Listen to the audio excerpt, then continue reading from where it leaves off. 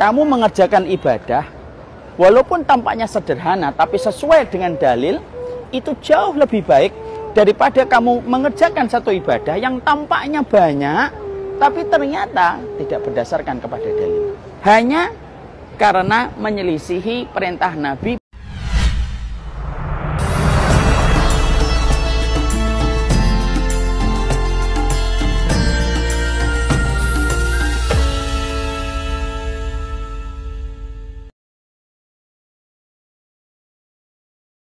Satu di antara perkataan emasnya seorang ahlul hikmah mengatakan, orang yang betul-betul menjadi warga kota Madinah bukan hanya orang yang punya iqamah, orang yang punya KTP. Kalau di tempat kita KTP, kalau di sini disebutnya iqamah. Tapi sejatinya yang mereka itu menjadi warga Madinah itu adalah mereka yang betul-betul mengikuti sunnah Rasulullah SAW. Mereka yang mendirikan kehidupannya sebagaimana kehidupan yang mereka jalani di kota Madinah. Ketika waktu sholat bergegas, ketika terlambat menyesal, ketika melihat ada harta lalu cepat kita ingin memberikan harta kita di jalan Allah. Itulah pola ideal kehidupan orang yang beriman. Yang sejatinya Madinah itu mengajarkan itu kepada kita. Maaf, kita di rumah sering sekali adzan berkumandang 15.25, tapi kita baru melaksanakan 16.45 tanpa kita merasa menyesal dengan apa yang baru saja kita lakukan, walaupun telah terlambat hampir 1,5 jam. Itulah kota Bekasi, itulah kota Depok, itulah kota Jakarta yang tentunya mungkin barokahnya jauh berbeda dengan kota Madinah. Kita di kota Madinah ini luar biasa. Makanya inilah yang menjadikan kita betul-betul paham. Siapapun di antara kita yang ngikutin sunnah dengan jujur, mengikuti teladan bagaimana kehidupan Rasulullah, maka dia sejatinya adalah warga Madinah. Walaupun mungkin secara geografis dia ada di Asia. Walaupun mungkin secara geografis dia mungkin ada di Eropa, tapi siapapun yang menghidupkan sunnah Rasulullah, menegakkan setiap hududnya, menegakkan setiap batasan-batasannya, maka sejatinya dialah penduduk Madinah. Dan sesungguhnya kita mencintai kota ini karena kota ini di akhir zaman akan diberikan oleh Allah kekuatan menyeleksi orang-orang yang tidak beriman, orang-orang munafik. Mereka akan keluar dari kota Madinah dan yang tersisa hanyalah orang-orang yang terbaik. Nah, inilah yang menjadikan kita memahami, inilah indahnya kota Madinah, bagaimana sesuai dengan sunnah Rasulullah SAW. Yang menjadi dalil pentingnya bagaimana kita menjadikan ibadah kita sesuai dengan sunnah, karena kita harus paham, ibadah itu tidak hanya butuh yang baik, tapi ibadah itu butuh yang benar. Dan definisi kebenaran itu simple, ma wafaqal kitab was sunnah, apapun yang sesuai dengan Alkitab dan sunnah. Mari kita belajar dari dua kisah nyata betapa pentingnya ilmu dalam perjalanan ibadah kita tanpa menafikan perbedaan para ulama ketika mereka membahas ijtihad yang ada di antara mereka. Ada orang yang sholat di samping Sa'id bin Musayyib, seorang ulama besar, mertuanya dari Abu Hurairah radhiyallahu anhu. Dia sholat, menantunya Abu Hurairah, dia sholat. Lalu ternyata sholatnya yang dia kerjakan itu sholat sunnah fajar. Ternyata dia sholat sunnah fajarnya banyak. Maka Sa'id bin Musayyib ketika merasa heran dengan apa yang dilakukan orang di sampingnya, maka pada saat itu Sa'id bin Musayyib ngomong, bertanya dengan cara yang baik, ya, apa yang telah kamu lakukan? Orang itu mengatakan, saya sholat sunnah fajar. Berapa rakaat? Banyak. Lalu akhirnya Sa'id bin Musayyib memberikan sebuah peringatan halus. Kalau kamu melaksanakan sholat sunnah fajar semacam ini dengan jumlah yang kamu tentukan sendiri, tanpa melihat jumlah yang telah disampaikan dan dicontohkan oleh Nabi, maka sesungguhnya kamu akan mendapatkan adab yang pedih. Orang itu tentunya tidak terima, lalu berkata, ayu adibani Allah ala sholah, apakah saya akan diadab Allah gara-gara saya sholat? Saya ini kan sholat. Lalu jawaban dari Sa'id bin Musayyib adalah, la walakin yu'adzibakallah ala khilafi sunnah. Allah tidak mungkin mengadabmu gara-gara sholat, tapi Allah akan mengadabmu ketika apa yang kamu lakukan tidak sesuai dengan apa yang dicontohkan oleh baginda Nabi SAW. Nah, ini kan menjadi peringatan untuk kita yang pertama. Ibadah itu tidak hanya butuh yang baik, tetapi butuh yang benar, tanpa menafikan perbedaan yang ada di antara para ulama. Dialog yang kedua pernah saya sampaikan ketika kita acara manasik. Ada orang tanya kepada Imam Malik ketika di Madinah, karena Imam Malik adalah salah satu ulama besar di daerah Madinah, Makkah. Maka beliau tanya kepada Imam Malik, kalau saya datang dari Madinah pengen umroh, dari mana saya melakukan miqat? Maka Imam Malik berkata, kalau kamu datang dari kota Madinah, maka miqatnya dari Dzul Khulaifah. Kamu miqatnya dari Dzul Khulaifah. Ternyata ketika Imam Malik telah berada di Dzul Khulaifah, ternyata orang yang tanya tadi ternyata tidak mengambil miqat dari Dzul Khulaifah. Dia menambah jaraknya jauh agak ke belakang. Lalu ketika ketemu Imam Malik tanya, min aina tuhrim? Dari mana kamu ihramnya? Saya ihramnya dari Dzul Khulaifah. Cuma saya menambah beberapa mil ke belakang. Kenapa? Supaya tambah besar pahalanya. Ya, alhamdulillah itu. Tidak mengambil miqat dari Bekasi kan. Jadi pahalanya jauh lebih besar lagi kalau mempertimbangkan gitu. Maka Imam Malik pada saat itu langsung berkata, beliau membacakan satu ayat, falyahdharil ladzina yukhalifuna an amrihi an tusibahum fitnah aw yusibahum adzabun alim. Hendaklah waspada orang ketika menyelisihi apa yang dicontohkan oleh Rasulullah, mereka akan mendapatkan fitnah. Lalu mereka mendapatkan adab yang pedih.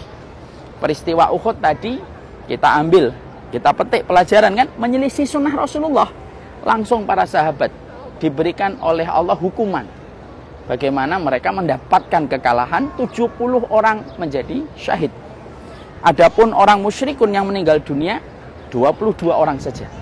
Hanya karena menyelisihi perintah Nabi, bukan perintah basic dan bukan perintah yang sifatnya inti. Hanya salah membaca timing. Hanya salah membaca timing. Orang yang ada di Madinah di atas melihat itu sudah selesai, tapi mereka tidak memperhatikan Nabi belum memberikan perintah untuk turun. Itu saja, salah membaca timing aja. Tapi saja sudah mendapatkan fitnah. Nah inilah yang menjadikan kita akhirnya dalam perjalanan kita melaksanakan umrah, insya Allah kita berdoa kepada Allah. Semoga umrah kita berdasarkan kepada ilmu. Semoga umrah kita berdasarkan dari hati yang ikhlas karena Allah Subhanahu wa taala. Kita tidak melihat apa yang dilakukan banyak orang, kita tidak melihat apa yang trending, tanpa kita merendahkan, tanpa kita menistakan orang, tanpa kita menjelek-jelekan dan memburukkan pendapat-pendapat yang mungkin diambil oleh saudara kita tidak sama dengan pendapat yang kita pilih. Tapi kita wajib untuk memperbanyak dengan ilmu supaya menjadi berkesan di hadapan syariat. Saya tutup mukadimah ini dengan perkataan dari Imam Malik. Al-iqtisadu fis sunnah khairum minal istihad fil bid'ah. Kamu mengerjakan ibadah walaupun tampaknya sederhana tapi sesuai dengan dalil, itu jauh lebih baik daripada kamu mengerjakan satu ibadah yang tampaknya banyak tapi ternyata tidak berdasarkan kepada dalil. Sambilkan contoh sederhana Bapak dan Ibu. Saya sholat sunnah fajar. Saya membaca ayat yang pertama, rakaat yang pertama surat Al-Kafirun. Rakaat yang kedua membaca surat Al-Ikhlas. Ada orang di samping saya, misalkan Pak Ujang, ternyata beliau membaca surat Al-Kahfi. Walaupun saya masih ragu apakah hafal atau tidak, ini contoh aja. Rakaat yang kedua, beliau membaca An-Naba. Yang tentunya rakaatnya jauh lebih banyak atau jauh lebih sedikit? Jauh lebih banyak. Setelah selesai sama-sama ikhlas, yang satu membaca Al-Kafirun, yang kedua rakaat yang kedua membaca Al-Ikhlas, Pak Ujang membaca Al-Kahfi, yang kedua membaca An-Naba. Kalau sama-sama ikhlas ditimbang, mana yang lebih besar pahalanya? Siapa yang menjawab saya yang lebih besar pahalanya, angkat tangan. Jangan karena sayanya ya. Siapa yang menjawab Pak Ujang? Sama-sama ikhlas ya. Maaf ya Pak Ujang, ternyata yang milih antum dikit. Maka kalau sama-sama ikhlas, maka yang lebih besar pahalanya adalah saya. Loh, kenapa Ustadz? Karena sesungguhnya surat Al-Kafirun dan surat Al-Ikhlas itu merupakan surat yang paling banyak dibaca oleh Nabi ketika sholat sunnah fajar. Dan Nabi Membangun salat sunnah fajar itu seringan-ringannya, tidak seberat-beratnya. Beda ya kalau nanti ketika sholat tahajud. Saya membaca Al-Kafirun sama Al-Ikhlas. Pak Ujang membaca Al-Kahfi dengan An-Naba. Tentunya Pak Ujang lebih besar karena pahalanya bahwasanya berdasarkan panjangnya ayat yang beliau baca. Disitulah kita paham. Sederhana di dalam ilmu itu jauh lebih baik daripada tampaknya banyak tetapi masih dipertanyakan bagaimana ilmunya dan dalilnya. Jadi inilah yang menjadikan kita harus paham. Loh, kok cuma gini doang? Loh, kenapa ke tawaf kok nggak ada doa khususnya? Kenapa kok putaran pertama tidak ada doanya khusus? Doa yang kedua ada doa khusus. Kenapa yang ketiga tidak ada doa khusus? Kok saya ngelihat, oh ternyata yang pertama putaran itu ada doanya begini. Nanti putaran yang kedua doanya begini. Memang tampaknya itu tidak salah. Tidak salah, saya tidak mengatakan. Tapi sesungguhnya kalau kita kembalikan kepada basicnya, tawaf itu memperbanyak doa dan setiap orang diberikan kebebasan untuk berdoa.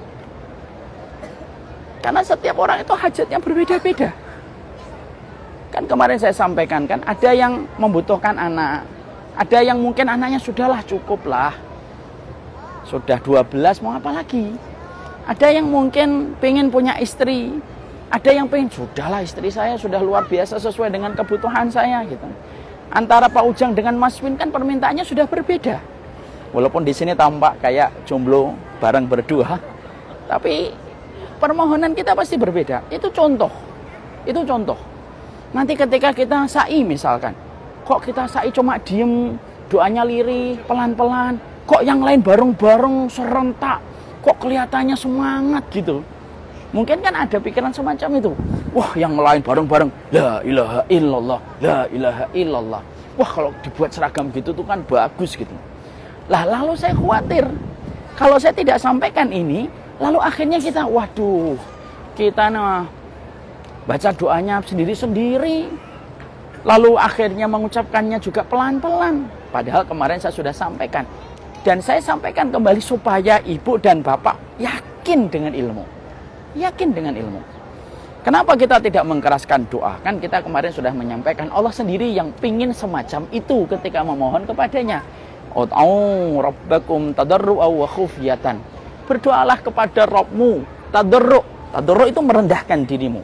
Wa khufyah, yaitu adalah kita pelan-pelan lirihkan suaramu. Ya kan? Kita kan berdoa sama di depan Ka'bah. Coba kalau kita meminta lalu kita teriak-teriak.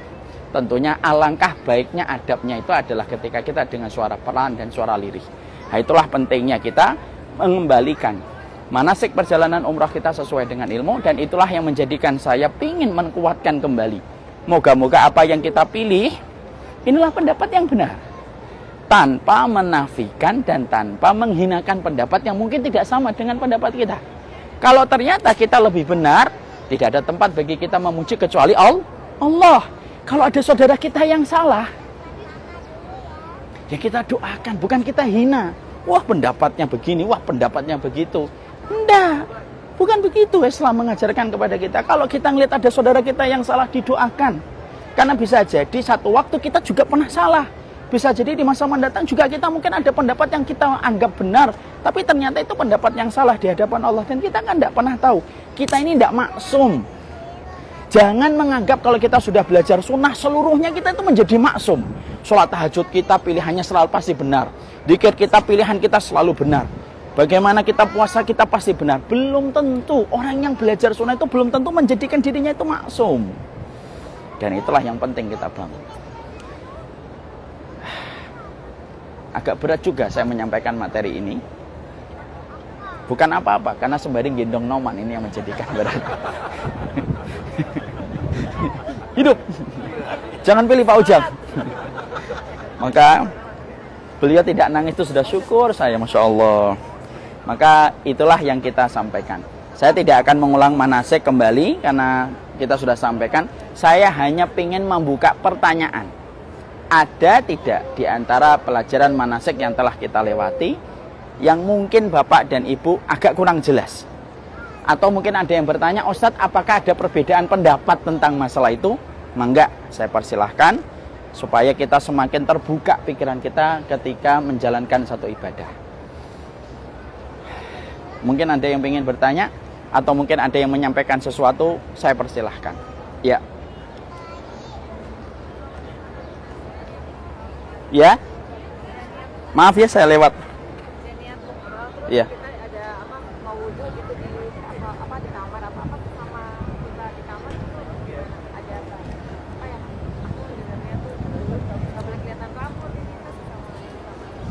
Oh, enggak apa-apa. Kalau kita batal, kita wudhu biasa, enggak ada masalah. Bahkan kita mandi pun juga tidak masalah. Cuma jangan mengambil sesuatu yang sifatnya mengeluarkan bau wangi. Udah itu aja. Jadi jangan ambil yang wangi-wangi aja. Hindari yang wangi-wangi. Jangan kemudian ngambil yang wangi-wangi. Dan itu sudah insya Allah, kalau kita menghindari yang wangi, insya Allah kita akan insya Allah tidak ada masalah pada perjalanan umrah kita. Inilah. Peace. Iya. Yang ngomong saya, yang haus dia. Ini namanya satu hati, satu jiwa. Ada yang lain? Ya Ustaz. Ya Pak Ulia. Semuanya ininya hafal Ustaz dalam bahasa Arab doa-doanya. Apa? Yang mungkin harusnya dibaca dalam bahasa Arab tidak hafal. Iya. Jadi itu gimana Ustaz? Pakai bahasa Indonesia tidak ada masalah. Jadi kalau kita tawaf, kita tentunya sudah menghafal nih. Contohnya, meminta doa istri yang solihah atau suami yang solih. Allahumma inni as'aluka khairaha wa khaira ma jabalta 'alaiha wa a'udzubika min syarriha wa syarri ma jabalta 'alaiha. Udah diulang-ulang itu perjalanan sebelum umrah. Pas tawaf lupa. Allahumma inni a'udzubika minal khubusi wal khaba'is.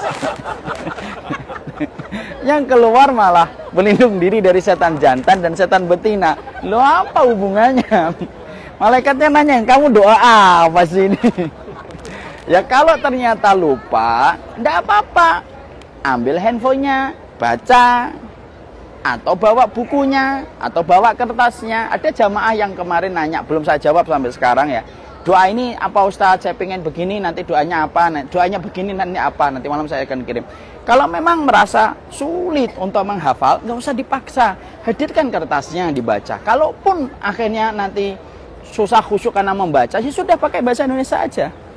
Allah itu alim. Salah satu di antara konsekuensi sifat alimnya Allah itu apa?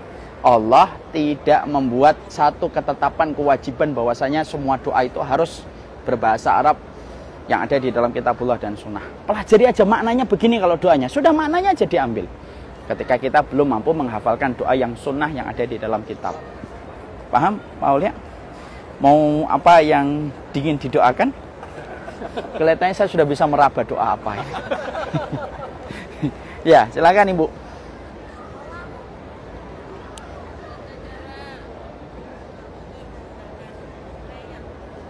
Apa Ibu? Berwudu menggunakan sprayer Ustaz. Nggak apa-apa, nggak ada bau wanginya kan? Ibu kasih molto nggak? Selama nggak dikasih, nggak apa-apa. Oh, tata caranya. Oke. Ada yang bawa lap nggak? Nggak, bukan. Tisu kering. Nanti kan ini basah. Ya, itu boleh. Nanti untuk menghapuskan ini.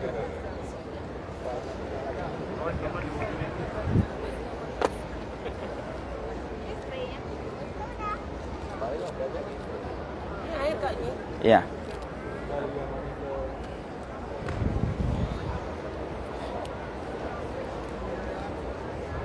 Maka caranya sebenarnya sederhana aja. Kalau mau, coba bawa yang agak lebih besar dikit aja, sekitar setengah liter. Sebenarnya, kan belasannya surga. Lah pengen berat bawa atau pengen muter ke bawah jauh, hidup itu hanya mempertemukan kita dengan pilihan. Dan kadang-kadang pilihan itu bukan kita yang memilih, tapi memang begitulah yang diberikan kepada kita. Enggak, Nak. Sebenarnya kalau ini masih kurang ini. Ini berapa mili, Bu? Hah? 300. Ada setengah liter ini? Enggak ada kan ini? Ya setengah Bukan ini, nah ini bukan minuman.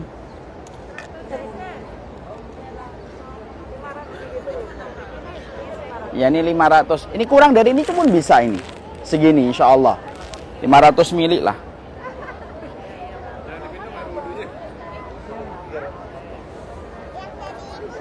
Coba ambil air mas. 1 gelas.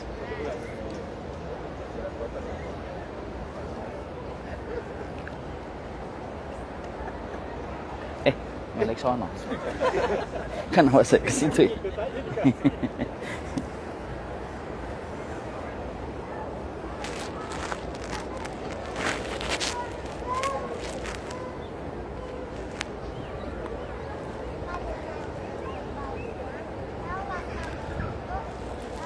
Ada tisu tisu kering ya? Ada. Oh ya.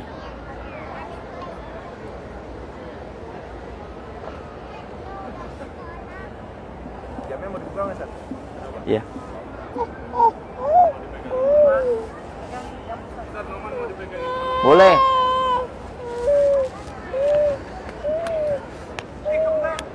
Kembar.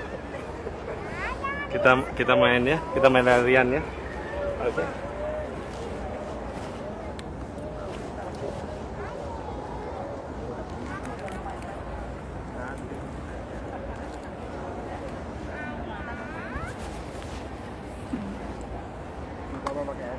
Ya, tidak apa-apa.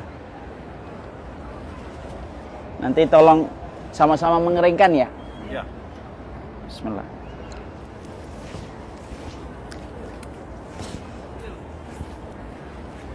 Ini sudah sempurna. 3 kali ketika kita dalam kondisi berkecukupan air. Nggak bisa kalau pakai itu. Kita 3 kali ketika berkecukupan air.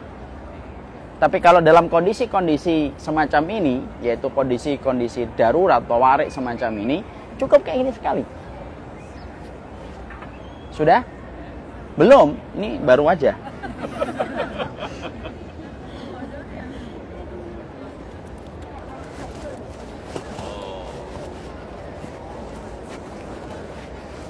Karena di dalam air wudhu itu, yang kita harus paham dan harus kita mengerti adalah bukan banyaknya air yang mengalir, tetapi memastikan anggota wudhu itu tersentuh dengan air wudhu atau dengan wudhu. Makanya Rasulullah mengatakan wailun lil aqabi minan nar, yaitu diancam mereka yang tidak menyempurnakan ketika anggota wudhunya tidak tersentuh dengan air, bukan banyaknya air. Mindset kita yang harus kita benarkan. Mindset kita seakan berpikir wudhu itu sebanyak-banyaknya air, semakin banyak airnya semakin utama. Salah. Justru Nabi itu adalah sederhana di dalam pemakaian. Tadi sudah cukup.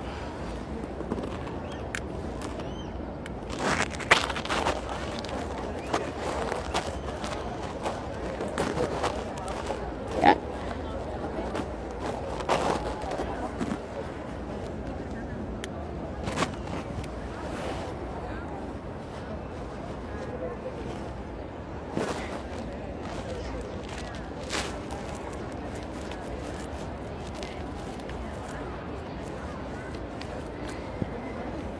Ini basuhannya ya Ustaz ya. Kenapa? Basuhannya. Iya. Wudhu itu memastikan dia nyampe. Seluruhnya terusap, seluruhnya terbasahi.